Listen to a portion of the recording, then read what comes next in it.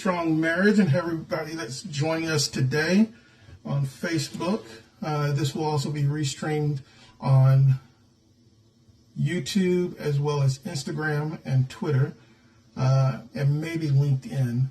I was going to start with a good song, but my computer did not work the way I wanted it to work, so that's the things that do happen. The things we're going to talk about today deal with something like this. The three things that we can control: our thoughts, our words, and our actions. Computers are not one of those. But to be clear what we want and why we want those things, we have to be able to make sure we're clear on those. Otherwise, either one of us will get confused and we won't understand what's going on because of the lack of communication. Today, we're going to talk about three common factors often cited by men that can contribute to the breakdown of a marriage. I like to say understanding marriage breakdowns, a man's perspective. The song today, it's A Man's World by James Brown.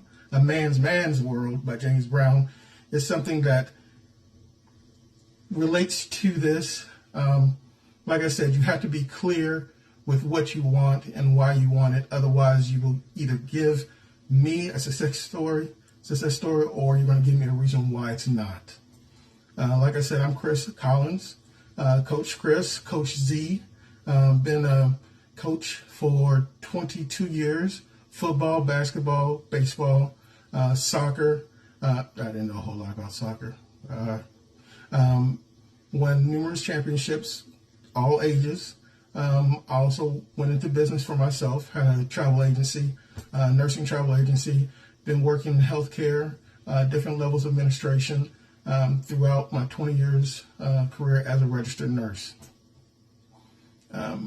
Today, I'm going to give you my perspective on the reason why men feel the way they do when it comes to wanting to get a divorce or to separate themselves and do something else. Why they fall out of love in their minds is what we're going to cover. I'm going to take you through a journey to give you an idea of understandings of the intricacies of marital relationships. Now, you're going to see me looking between 2-3 different cameras here, so just follow along. I'm still with you, but my focus is going to be all over the place here. Understanding marriage breakdowns, whether you're navigating through our relationships, challenges, or just want to get an understanding about maintaining a healthy marriage, this is what this is going to have to deal with. Overview today is that we're going to be exploring three significant factors or issues related to men and how we feel in this marriage or in a relationship. The three things that cause us to have problems: communication problems, infidelity, and financial stress or disagreements. And I'm going to share with you why we feel that way and different strategies to counter these factors that often lead to the breakdown or the breakup of a marriage or relationship. Did you know that over 50% of marital issues stem from poor communications? The thing that we're going to find out is how can we turn this around to not only improve, but actually thrive in our marriage or relationships. Be clear of what you want and why you want it. Like I said, otherwise you will either give me a success story or a reason why not. I relate this to a diet. I meet you, we talk about, oh, I'm going to lose 60 pounds, I'm going to lose 70 pounds, I'm going to lose all this weight. And I look at you and I'll say, okay, well, what's your plan? What are you going to do? How are you going to lose it? Oh, I'm going to cut back. I'm going to work out. I'm going to lift weights. I'm going to run. Okay, I hear what you're saying. Show me your actions. Show me what you're going to do in order to do this. Oh, okay. Next time I see you, 5 months down the line, you look the exact same, haven't changed, haven't worked out, haven't done anything that you said you were going to do. Either you're going to give me a success story or you're going to give me reasons or excuse why not. Work out, lose weight, eat less, work out more, be consistent, have a plan. Eat less, work out more, Be consistent. Have a plan. Marriage is the same way. Relationships are the same way. Be consistent. Have a plan.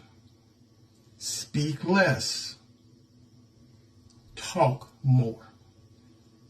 Where your focus goes, where your energy goes, increase will follow. Where your focus goes, energy, increase will follow.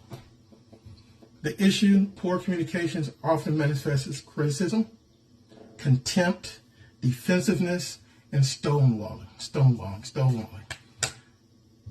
Hardening your heart. Another word for stonewalling. Hardening your heart. I don't want to hear it. I don't want to talk to you. I don't want to deal with you. No, I'm done with you. Done. I can't take no more. I don't want none. It can lead to misunderstandings, resentment, and emotional distance. When you get into it with your boyfriend, you get into it with your girlfriend, you have to be able to put aside any differences, any past things that you've had before, and you have to talk things out. Don't bring up past things. Don't bring up things that you had in your previous relationships. What goes on now is what you're going to talk about for right now. Poor communication often manifests itself as criticism. I'm criticizing you based on what I feel. Not on what you're doing, but what I feel that you're doing that affects me. Everything comes back to how I feel. I don't look at your feelings. You never look at my feelings. That's the problem with communication. We communicate based on how we feel. You are doing based on what we want you to do. You have to change that. You have to, because that only builds up resentment and hate. So if I'm talking to you and we're talking and you're like, oh, I don't like the way you did that. You didn't do the dishes the correct way. I don't like when you take the dishes and you take the cups and you put the cups down. I want the cups up so they can dry. Well, you're stupid. I don't want to do that. That's just dumb. Why would I do it like that? Why not just put it over here and do this? There's no point to it. There's no point to arguing. There's no point to criticize silly things that don't make a difference in your marriage or how you do things. She leaves the hairbrush out on the counter. It makes you mad. You can either yell at her, criticize her for doing it, or just, if it bothers you, you pick it up. You move it. You put it someplace else.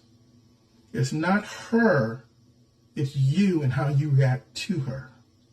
Just like, ladies, it's not you.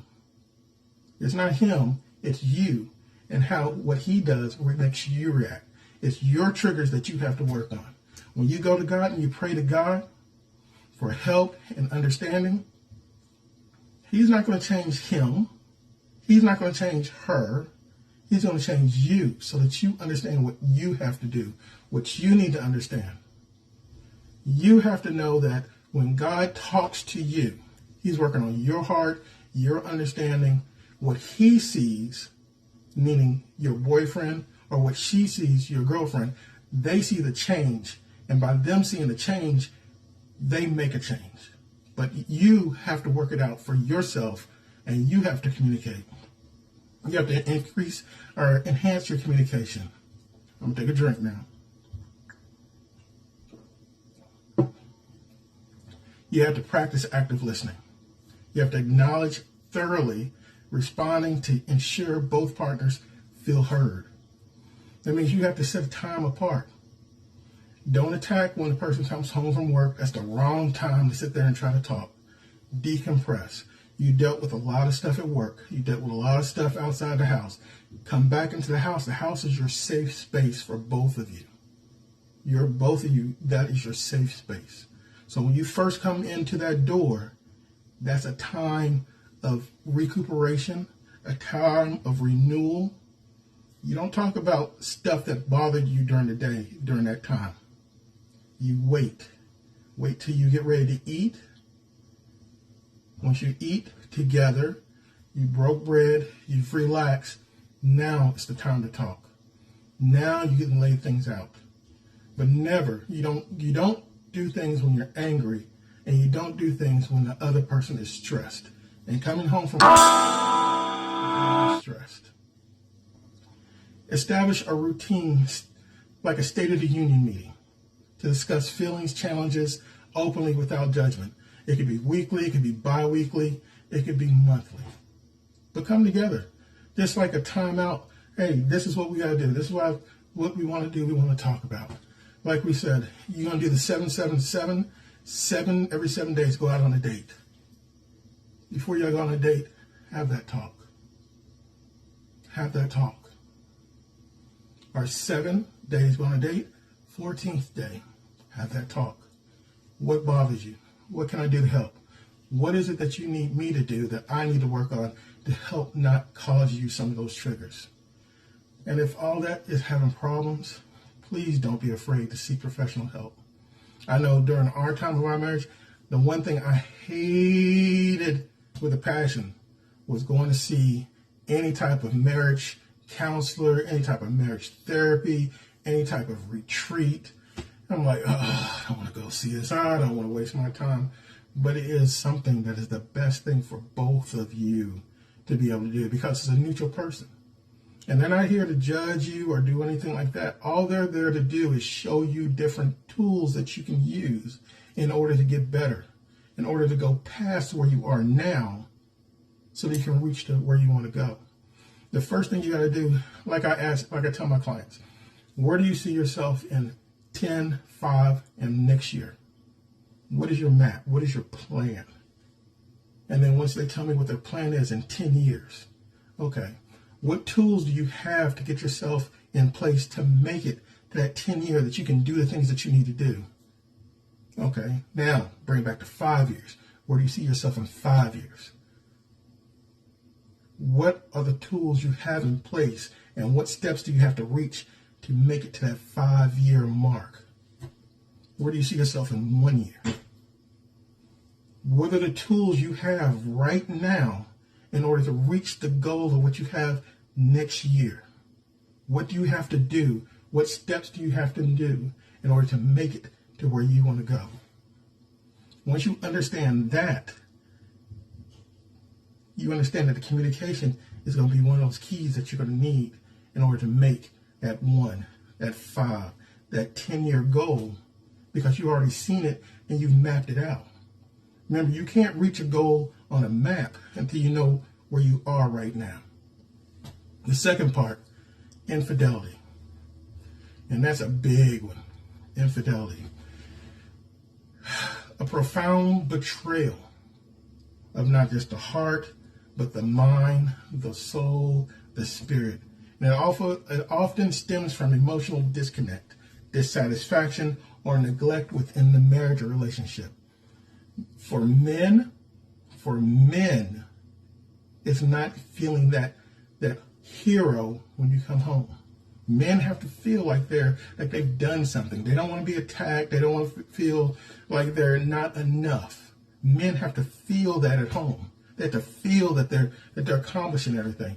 You don't understand the things that they have to go through all through the day, that when they come home, they want to just get that hi. Hello. How you doing? Hey, honey, I love to see you when you come in. You don't have to be that nice. You just say hi. They probably went through work all day long and didn't get a hi. And you know what? Let's change that. If you don't say hi to them, and you go through the whole time, your month, you don't talk to them, you're mad at work, you're mad at home. He comes home, he gets mad. So now he has that empath feeling, and he feels everything you're feeling. So that energy that you're putting out, he's getting. And so he starts putting out that energy. So every time he comes home, he's taking that same energy he has at work, that he comes in where he's fighting everybody at work, trying to get everything straight, to come home and have that same thing come on with him. Now he's upset. He doesn't want to come home. He's got that it just doesn't feel right at home. All of a sudden, some little girl pops up, same age, 10 years younger, sugar daddy, whatever it may be. Hey, mister, how you doing? Oh, you're so great. They're going to be that support that you refuse to be. Don't let them get in like that on silly stuff. Don't let them get in And men, guard your mind, guard your body, guard your ears, guard your eyes. You will always be the target of somebody trying to get a come up off of you. Same with women. Men aren't looking at you like you're a come up. I'm not going to say it, but they're looking at you as just a conquest, something that they can put on their mantelpiece to talk about other people to. Understand, men and women have two different needs, and the needs for women, security, protection. If they don't feel that need at home, they'll look for somebody else to give them that need. Men, that hero, that stroking the ego, they'll get that at work. They'll get that someplace else. It's very important to set up rules of engagement when you leave. If you go out on a meeting, or if you have to leave town on something, you don't go by yourself. You go with a group. You stay with a group. You don't travel all the time by yourself, even if it's a business trip. You take your wife with you. You figure out how she can go with you so that you have that strength and somebody you can be around. Or you take guys of like mind with you so that you are protected, so that you're not going off by yourself and running somewhere and getting caught up in a situation. Because men are weak, and opportunity will always be there. Always will be there. So you have to make sure you protect yourself and guard yourself around. Women, likewise. Understanding what you need at home, make sure you talk to him about what you need that's going to help you, because what you don't want to do is fall into the trap of, well, somebody else can do this for me because he's not doing it. Grass is not always greener. In fact, most times grass is not greener, and you still have to mow it. You still have to put that work in. So understand, you have to be renewed. Both partners must clearly state their dedication to rebuild and renew their relationships. You have to understand that this is who you are. This is the group that you formed. This is your love. This is the thing. Divorce is not an option. It's not an option. You must understand. You have to go forward. You have to communicate. Put your hands on somebody, starts changing the whole subject. You never put your hands on anybody, men or women. Verbally, physical abuse, mental abuse, that is something that you don't accept or you don't do. Because God didn't do it to you, nobody else should do it to you. Third one, financial stress and disagreement. This is a big one. For me and Tanisha, communication and financial stress and disagreement were the biggest things that we dealt with. Especially the financial stress and disagreement early on in our marriage, that was the biggest part. Coming from two different households, she was 19 when we got married, I was 24. It was a huge difference because she's coming from home, never lived on her own. She was still in college. I had to take on those burdens along with her. She got pregnant within the first year of marriage, so we had a baby on the way, and then we had a baby. We just had a truck. A lot of financial strife, a lot of things, having a place to stay, having enough money to have a place to stay. It wasn't easy. But, the thing that you have to do is you have to understand what the spending habits are. Because she came from a place of scarcity. Her mindset was a place of scarcity. What does that mean? That means she wanted to save every little penny that she had, or if she got a check for, let's say, $125, she wanted to spend $125 of that check on all her bills, so then she would have no money going through the whole week or 2 weeks or whatever it was. So that's one of the things we had to work on. And it took a while. It took at least 7 years for us to get past that zero-sum goal attitude, where we wouldn't have anything left because everything had to be paid at the very beginning at the one time. Therefore, you go through the rest of the week because you paid everything. So then you don't have money for gas. You don't have money for necessities. You don't have everything because you gave somebody else all your money. That was my problem. That's what I didn't like. What she didn't like about me was I was the exact opposite. So I'm going to take care of everything that I need. I'm going to get paid first. We're going to get paid first. Even if it's a regular job, I'm going to pay me first. And then I'm going to pay in order the things that need to be paid. And then at the very bottom, if you didn't make the cutoff, tough on you. Because we made the cutoff and we got paid. And that was our problem. Two different attitudes, two different places where we had to come together. And it took, like I said, it took 7 years for us to come together to understand what we were doing and why we were doing it. And it still took a long time after that before we finally got onto that same plane of being on the same level of understanding, okay, this is our goal. This is what we're going to do. Just like with everything else, what is going to be your goal? What's your 10-year goal? What's your 5-year goal? What's your 1-year goal? Finances is big. When you first get married, putting something aside that you won't touch for the next 30, 40 years makes a huge difference. If we had taken $10,000 just back then, put it away, and not touched it, what that would have done. But it's not how we thought. It's not how anybody thought because we weren't taught that. It's something that we have to understand. Marriage financial stress is something that will break anybody up because you have to engage in financial education, which we didn't have. They didn't teach it they didn't teach financial education in the church. They didn't teach financial education at home. They didn't teach financial education at school. That's something you learn on your own. So, if you don't understand what I'm talking about, reach out, talk to somebody, talk to a financial counselor. Like I said, you reach out, talk to people, get yourself a financial coach, understand what business is, and get on the same page with your business or yourself or your life, what you're going to do, because it's going to make a huge difference in who you are and who you become. 10 years down the line, you have to make sure that you're working your way up to get a house. You're working your way up to get some type of property. You're working your way up to get something so that you have something that's yours, that you can have, that you can say is mine, that when my kids grow up, I can hand it over to them. Because if you don't have anything that you can call your own, what do you have for your family? What do you have? That financial distress, that financial pain, that financial credit cards, debt, student loans, all that stuff, passing on.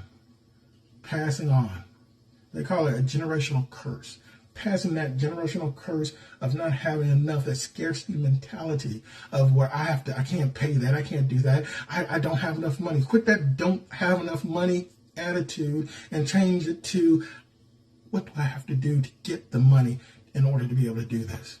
Do I need to create another job? Do I need to sell something? Do I need to create a different vehicle online to make extra money? Do I have to do affiliate marketing? Do I have to sell digital product? What is it that I need to do in order to make sure my family is financially secure?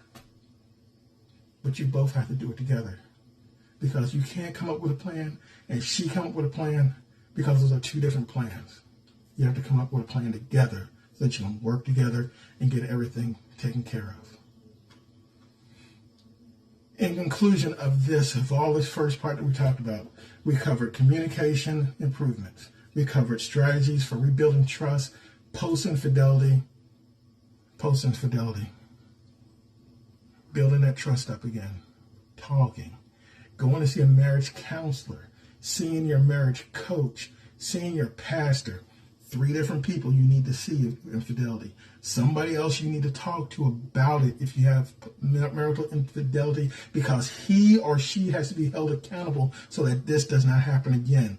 Taking responsibility and accountability for what you had done with 3 different people. Like I said, a counselor, a coach, and a pastor.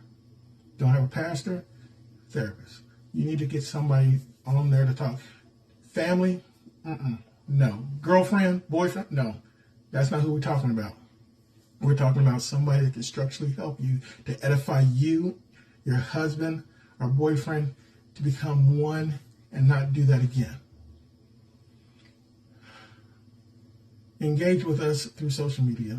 Reach out to me. Reach out to Tanisha. leave comments in the thing. We'll reach back out. We'll talk to you. We'll figure out different things. My thing is planning, understanding what's going on. Why is it like this? What actions are you doing that's not helping, that's causing this thing to deteriorate or fall apart? And then understanding that is it a habit that's causing it? Is it a fear that's causing it? What's causing it? Because all this improves, all this affects not just you at home, but affects you at work. It affects your leadership. It affects your improved communication skills if you're able to work this out. Not only are you able to work things out at home, now you feel better about going to work because you don't have that stress at home. It increases your emotional intelligence. Addressing challenges in personal relationships often demands high emotional intelligence. You know, understand that, including self-awareness and emotional regulation. These are critical skills in relationships that have to deal with leadership and managing diverse teams. Understanding employee needs and nurturing a supportive work environment. This works perfect at mid-level and lower management. When you get higher up, a little bit more has to be involved. Not as touchy-feely. It's more system by the book, but it still needs to be done. You have to have that emotional intelligence to understand what's going on. Stress management, effectively handling stuff at home helps work. Personal stress issues ensures that it does not affect your professional life. Leaders who manage stress well can maintain focus and make decisions clearly, even under pressure. Even under pressure. Enhance problem-solving skills. When you're dealing with things at home and you're taking it to work, if you're able to handle it at home, like I said, you can handle it at work. The problem-solving skills, you're able to overcome obstacles such as financial disagreements, trust issues in relationships.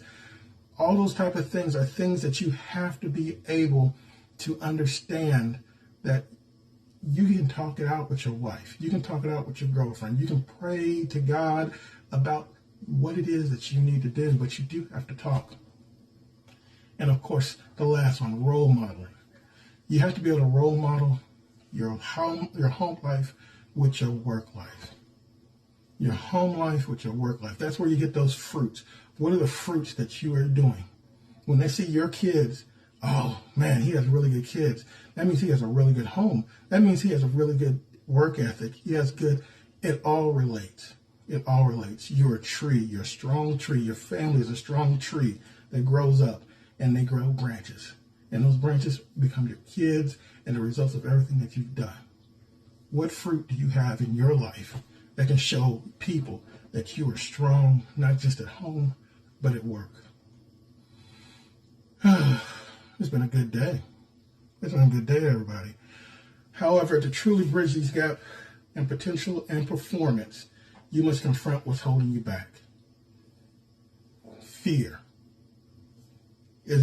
Remember, fear tolerated is faith contaminated. Fear tolerated is faith contaminated. Fear tolerated is faith contaminated. It's essential to move from mere vision to action through consistent habits. If you find yourself stalled, it may be due to a lack of necessary skills. Remember that, skills. Remember, great ideas won't seek you out. You got to pursue them. Belief. Is it belief holding you back? Examine the beliefs that are holding you back, such as approval addiction.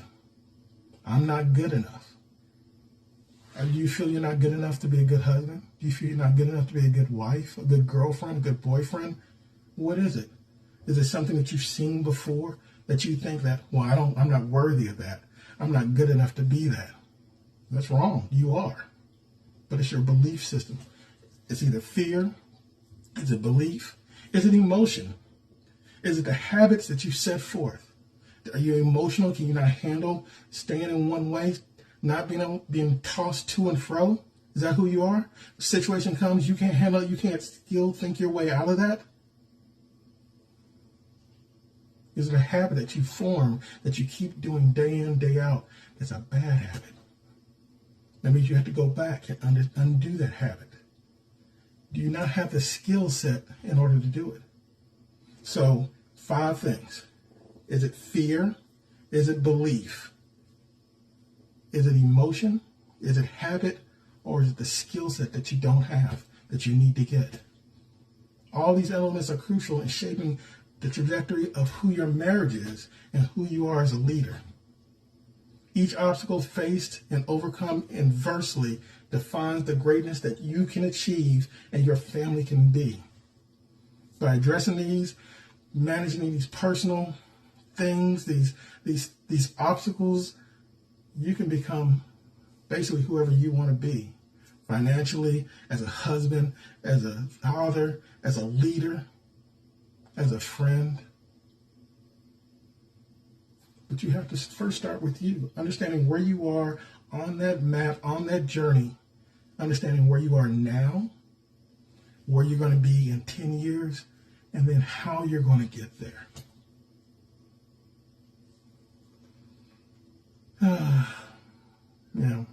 Take that action step today. Take that step today. Identify one area in your personal relationship that needs improvement and commit to that one action step that will enhance your leadership ability and your marriage or your relationship. The journey of 1,000 miles begins with one step. Famous quote. Let's embark on this path together towards becoming the people who we are meant to be. Remember, let's see if I can get this right.